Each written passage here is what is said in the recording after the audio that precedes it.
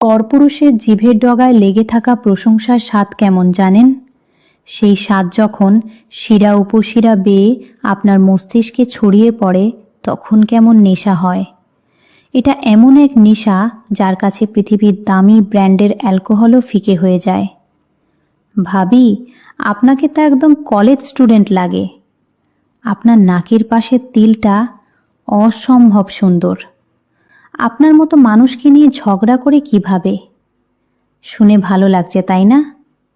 কিন্তু সত্যিটা হলো এগুলো প্রশংসা না, এগুলো পরিকল্পিত টোপ।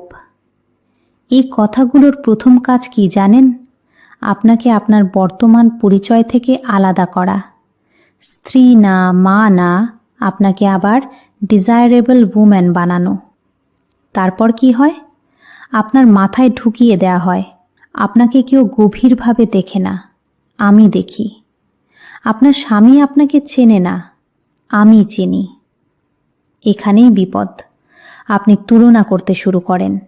স্বামীর ছোট ভুল বড় লাগে, আর বাইরের মানুষটা দেবদূত মনে হয়। এরা বিয়ে করতে আসে না, 90% ক্ষেত্রে এরা আসে ভোগ করতে। দায়িত্ব ছাড়াই, ভবিষ্যৎ ছাড়াই। আজ প্রশংসা, কাল সহানুভূতি, তারপর গোপন চ্যাট, আর একদিন পরকীয়া। শেষে কি থাকে জানেন? আপনি ভাঙা সংসার আর সামাজিক কলঙ্ক নিয়ে, আর সে নতুন কোনো ভাবী নাকের তিলের প্রশংসায় ব্যস্ত। যে মানুষ আপনার রূপের প্রশংসা করে আপনাকে আপনার স্বামীর বিরুদ্ধে দাঁড় করায়, সে কখনো বন্ধু হতে পারে না, সে শিকারী। হ্যাঁ, পুরুষদের ক্ষেত্রেও একই কথা প্রযোজ্য।